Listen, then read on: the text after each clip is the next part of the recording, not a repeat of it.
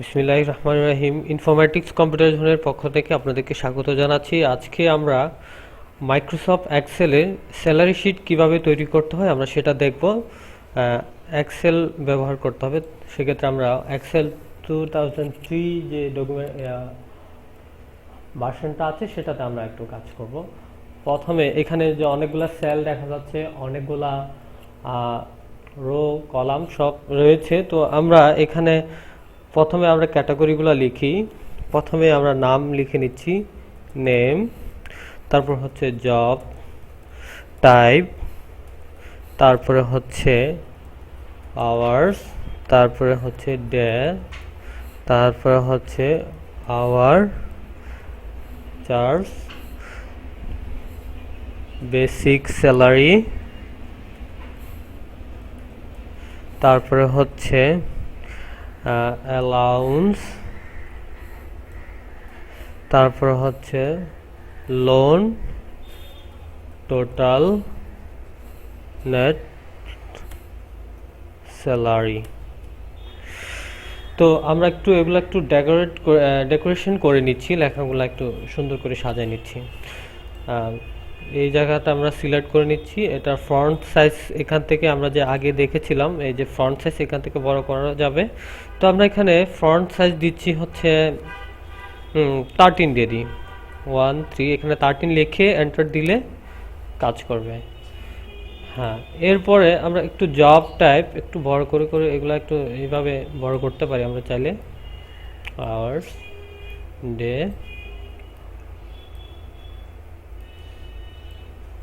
তারপর হচ্ছে basic salary, এটা একটু বড় করে নিচ্ছি। অ্যালাউন্স, অ্যালাউন্সটা হচ্ছে ভাতা, যে একটা মানে বেসিক স্যালারির উপর যে অ্যালাউন্স করা হয় সেটা আর কি। আর হচ্ছে সর্বশেষ নেট স্যালারি যেটা। তো আমরা এটা বোল্ড করে দিই, লেখাগুলোকে একটু বোল্ড করে দিই। কন্ট্রোল, এখানে বোল্ডে ক্লিক করলাম। তো আমার মনে হয় একটু বড় করতে হবে, এগুলা একটু বড় করে নিচ্ছি।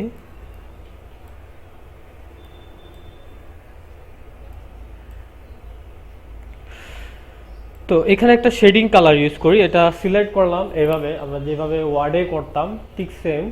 তো আমরা এখান থেকে একটু শেডিং দিতে পারবো হচ্ছে শেডিংয়ের জন্য। এখানে এটা একটু টান দিয়ে দেখি এখানে কি আছে, শেডিংয়ের অপশনটা আছে। হ্যাঁ, অবশ্যই এখানে শেডিংয়ের অপশনটা আছে। আমরা এইখান থেকে ক্লিক করে জাস্ট একটা শেডিং কালার ইউজ করে নিই। এখানে এই কালারটা আমরা সিলেক্ট করি না, এটা খুব ভালো দেখাচ্ছে না, এটা আমরা চেঞ্জ করে নিচ্ছি।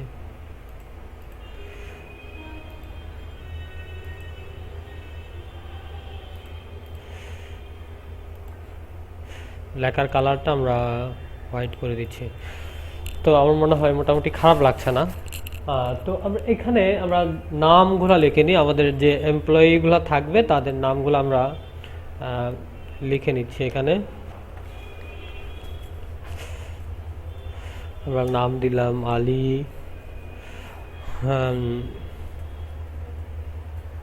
আব্দুল্লাহ,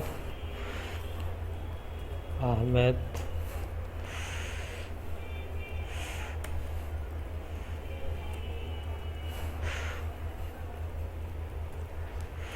তো একটা অফিসে একটু খেয়াল করুন, একটা অফিসে যখন কিছু এমপ্লয়ার থাকে তাদের বিভিন্ন ক্যাটাগরি থাকে, অফিসার থাকে, সেকশন অফিসার থাকে, বিভিন্ন ক্যাটাগরি থাকে। তো আমরা সেগুলোকে মেনটেন করব হচ্ছে জব টাইপ যে অপশনটা আছে সেটা দ্বারা। সেখানে আমরা লিখে নিচ্ছি এ বি সি দিয়ে দিচ্ছি, এ বি সি ডি। হ্যাঁ, তো এটা হচ্ছে আমরা এটাকে ভেরি করব হচ্ছে, এটা হচ্ছে অফিসার বা যাই হোক সিকিউরিটি যাই আছে। তো আমরা এগুলো এ বি সি আকারে আমরা এগুলা মেনটেন করব। প্রথমে যে আওয়ার্স একটা চান্স যেটা দেখা যাচ্ছে সেটাতে আমরা যাচ্ছি। প্রথমে আওয়ার চার্জের ভ্যালায় আমরা একটু কাজ করে নিচ্ছি। এখানে আমাদেরকে অবশ্যই একটা ইকুয়েশন করতে হবে। ইকুয়েশন করতে হলে আমাকে আওয়ার চার্জের ঘরে ক্লিক করতে হবে, ঠিক আছে? এখানে আমি এই সেলে কাজ করব, আমি আওয়ার চার্জের এই সেলটাতে কাজ করি। এখানে আমরা ইকুয়াল দিলাম, ইকুয়াল দিয়ে আমাদেরকে লিখতে হবে ইফ, ফার্স্ট ব্র্যাকেট দিতে হবে, ফার্স্ট ব্র্যাকেট দিয়ে B2 বি টু লিখবো হচ্ছে এ জন্য, এ না, ক্যাটাগরি হচ্ছে এ, এখানে বি টু, এই যে এ আছে কোন সেলে, বি টু না, বি টুতে আছে, এই জন্য আমরা বি টু লিখলাম। বি টু লিখার সাথে যে সেলটা আছে সেটা কিন্তু সিলেক্ট হয়ে গেছে, মানে ওই যে জব টাইপের যেখানে আছে। তো এখানে আমাদেরকে করতে হবে কি, ইকুয়াল দিতে হবে একটা, ইকুয়াল দিয়ে আগে বলে দিব যে তা সে হচ্ছে এ ক্যাটাগরির, তাহলে আমাকে একটা ইনভার্টেড কমা দিতে হবে, এ লিখতে হবে, আবার ইনভার্টেড কমাটা শেষ করতে হবে। শেষ করে আমাকে সি টুটাকে কি করতে হবে, সি টুর সাথে আমাকে ইনটু করতে হবে আমি কত টাকা তাকে আওয়ারলি পেমেন্ট করব। তাহলে আমি এখানে সি টু লিখে নিই, C two C two C two into, মনে করেন আমি তাকে 1 ঘন্টা কাজের জন্য তাকে পেমেন্ট করব 350 টাকা, ঠিক আছে, আমরা এখানে 350 টাকা লিখে দিলাম। তারপরে আমাদেরকে করতে হবে কমা দিতে হবে। তাহলে একটু খেয়াল করুন, ইফ বি টু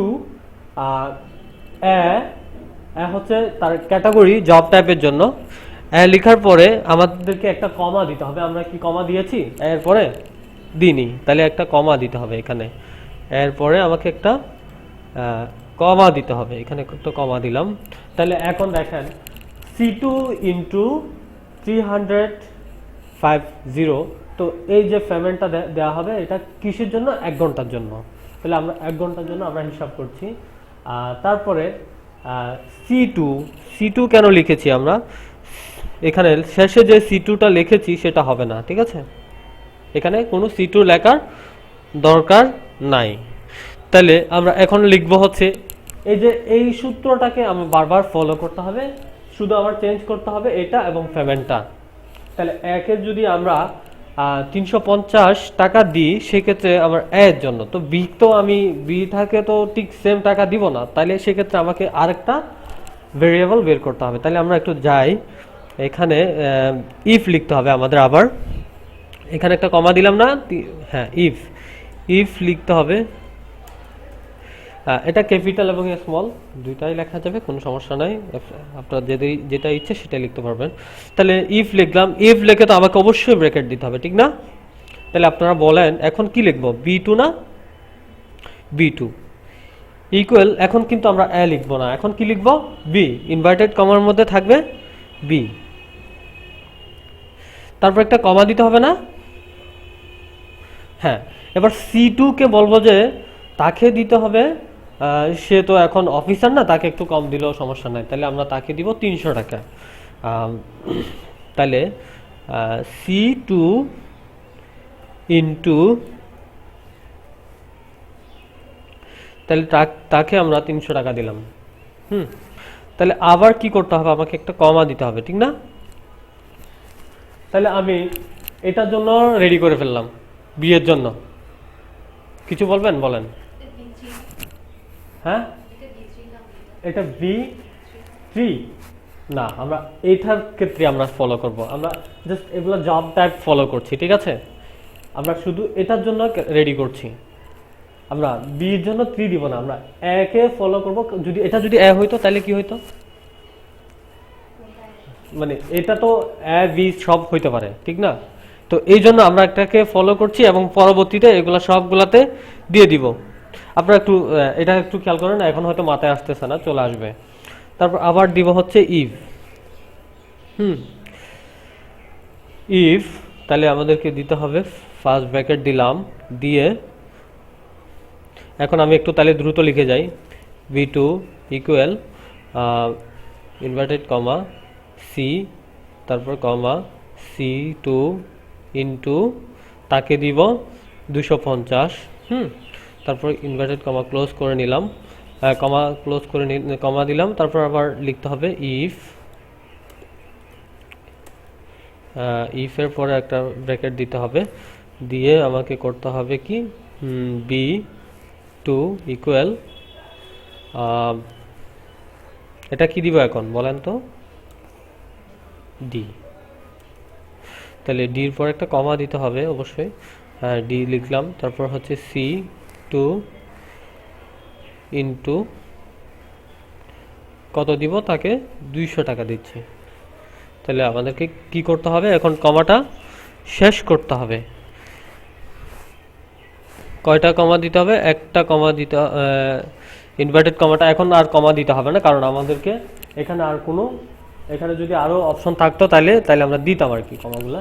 তো এখন দেখেন এখানে আমরা ব্র্যাকেট দিয়েছি, ফার্স্ট ব্র্যাকেট এগুলো স্টার্টিং করেছি, ক্লোজিং করেছি করি নাই। তাহলে কয়টা ব্র্যাকেট দিয়েছি, চারটা না, একটা দুইটা তিনটা চারটা। তাহলে আমরা চারটা ব্র্যাকেট একটু ক্লোজ করে নিই, 1 2 3 4। তারপর কি করতে হবে, একটা এন্টার দিতে হবে। এখানে কি আসছে, একটা জিরো চলে আসছে। তাহলে কেন জিরো আসছে, আমরা তো এখন 1 ঘন্টাও এখানে লিখিনি। যদি 1 ঘন্টা লিখি তাহলে কি হয় দেখি, এন্টার দিলাম।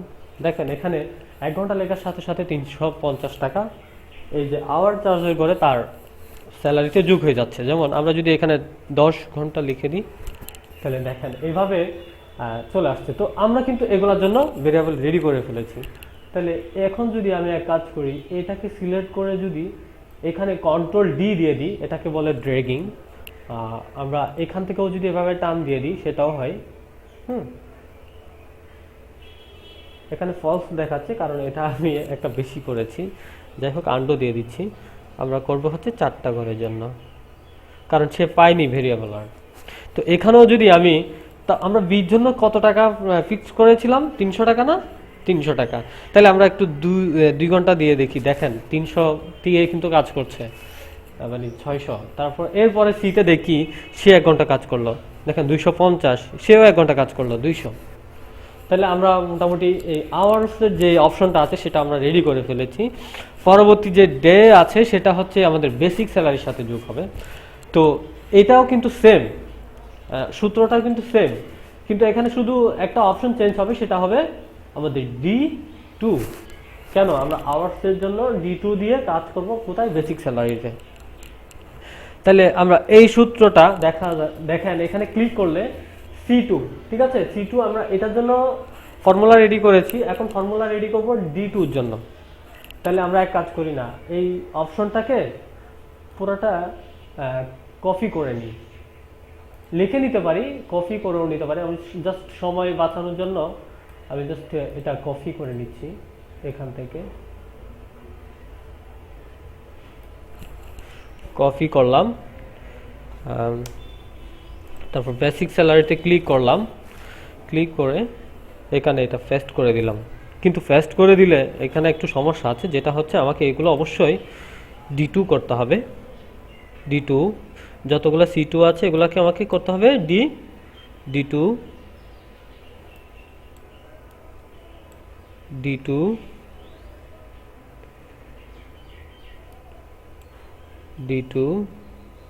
হ্যাঁ, D2 করেছি, কিন্তু আমাকে পেমেন্টটাও চেঞ্জ করে নিতে হবে। একদিনে কাজ করলে অবশ্যই আমরা 300 টাকা দেব না। তো আমরা প্রথম জনকে দিচ্ছি 950 টাকা, এর পরের জনকে দিচ্ছি, বি ক্যাটাগরি যে আছে তাকে দিচ্ছি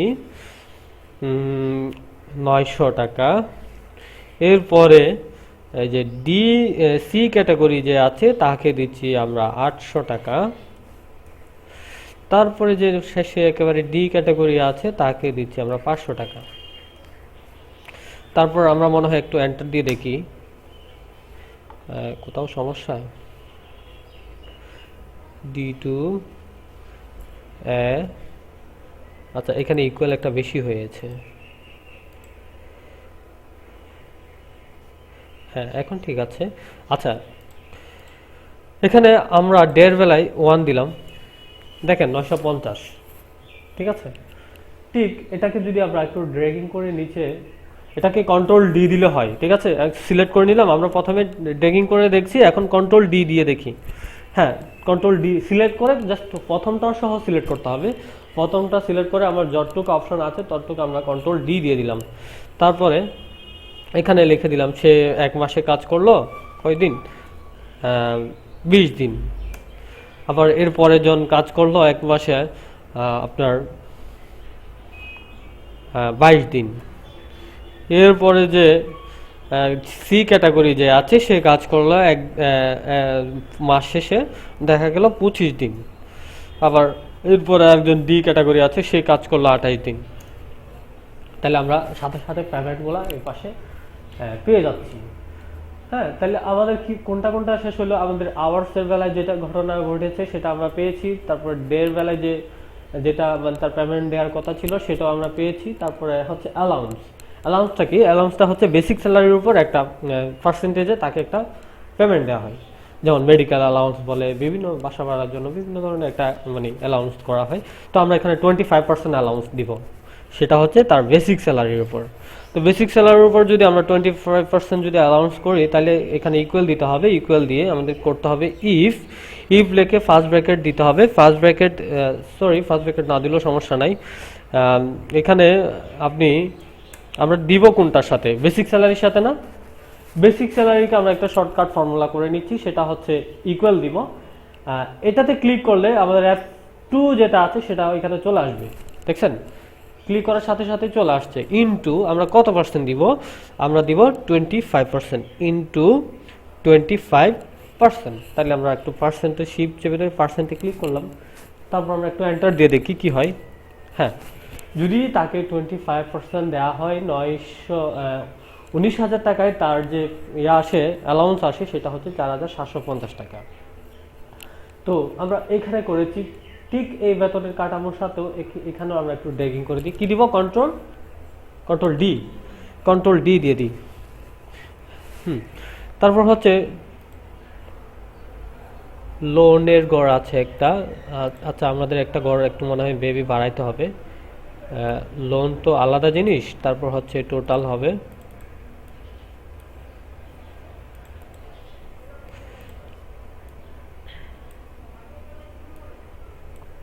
আচ্ছা, এখানে তো অনেকে কিন্তু মাস শেষে মানে কিছু টাকা যদি প্রয়োজন হয় অফিস থেকে কিন্তু অ্যাডভান্স নিয়ে নেয়, সেটাকে আমরা লোন বা ঋণ এ ধরনের একটা কিছু বলে থাকি।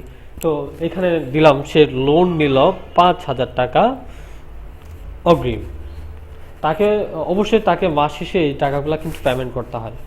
তো এখন এই লোন আছে, ঠিক আছে, লোনটা এখন আমরা নেট স্যালারি টোটাল স্যালারিটা করে নিচ্ছি। প্রথমে টোটাল স্যালারিতে যাচ্ছি। টোটাল স্যালারিতে যখন তার পেমেন্টগুলো ঠিক করব, দেখেন এখানে কি হয়। এখানে আমাদের প্লাসের এখন কাজ আছে, যেমন সে 1 ঘন্টায় যে কাজ করেছে সেটা যাবে, বেসিক স্যালারি যাবে, তারপর অ্যালাউন্সটা যোগ হবে, 3টা যোগ হবে না? মানে ওভার টাইম কাজ করছে সেই ঘন্টাগুলো, তারপর সে মান্থলি যে কাজটা বেসিক স্যালারি সেটা এখানে, এর উপরে অ্যালাউন্স আছে, সবগুলো আমাদের যোগ করতে হবে। তাহলে আমরা এক কাজ করি না, এটাতে ক্লিক করলাম। এটা কোনটা? Hour charge. এটাতে ক্লিক করলাম, E2 প্লাস, এখানে ক্লিক করলাম, এটা কি F2 প্লাস, এটাতে ক্লিক করলাম। হ্যাঁ, তারপর এন্টার দিয়ে দিলাম। তাহলে তার টোটাল স্যালারি আমরা পেয়ে গেলাম। এখন যে লোন অপশনটা আছে, নেট স্যালারির ক্ষেত্রে গিয়ে লোনটা কিন্তু মাইনাস হয়ে যাবে। লোনটা মাইনাস হবে। তাহলে আমরা এখানে ক্লিক করে নিচ্ছি, এখানে ইকুয়াল দিলাম total salary minus loan, enter. তাহলে তার টোটাল স্যালারি এখন এটাই। তারপরে আমরা এখানে লোনের বেলায় এই বাকি অপশনগুলো তো আমরা অ্যামাউন্ট বসে দিই। 3,500, মনে করেন 1,000, তারপরে এখানে হচ্ছে 1,300। তারপরে এই যে নেট স্যালারি যেটা আছে সেটাকে আমরা একটু কন্ট্রোল ডি দিয়ে দিই। হ্যাঁ, কন্ট্রোল ডি দিয়ে দিলাম। কন্ট্রোল ডি দেওয়ার ক্ষেত্রে এটা মাইনাস আসার কারণ কি? আচ্ছা, টোটালটা কিন্তু আমরা এখনো দিই নাই। তাহলে আমরা এখানে টোটালটাও এখানে এভাবে কন্ট্রোল ডি দিয়ে দিই। কন্ট্রোল ডি, আমরা কিন্তু ফর্মুলা রেডি করেছি, জাস্ট কন্ট্রোল ডি দিয়ে দিলাম। তাহলে আমার এই যে ইয়াটা চলে আসছে। তো এই ক্ষেত্রে দেখি আমরা তার টোটাল স্যালারি হচ্ছে 17,000। সে যদি লোন নিয়ে নেয় 20,000, তাহলে কি হয়? অবশ্যই মাইনাস আসবে একটা তার নেট স্যালারির উপরে। তো আমরা আর সেটা করতে চাচ্ছি না। আপনারা মোটামুটি বুঝছেন এটা অপশনটা। আর এখানে আর তেমন কিছু তো নাই। তো ঠিক আছে, আপনারা এটা প্র্যাকটিস করে দেখেন। পরবর্তীতে আমরা জিপিএ এবং সিজিপিএ নিয়ে আরেকটা টিউটোরিয়াল বানানোর চেষ্টা করব। তো আজকে ক্লাসে উপভোগ করার জন্য আপনাদেরকে ধন্যবাদ, টিউটোরিয়ালটা উপভোগ করার জন্য অনেক ধন্যবাদ। ভালো থাকবেন।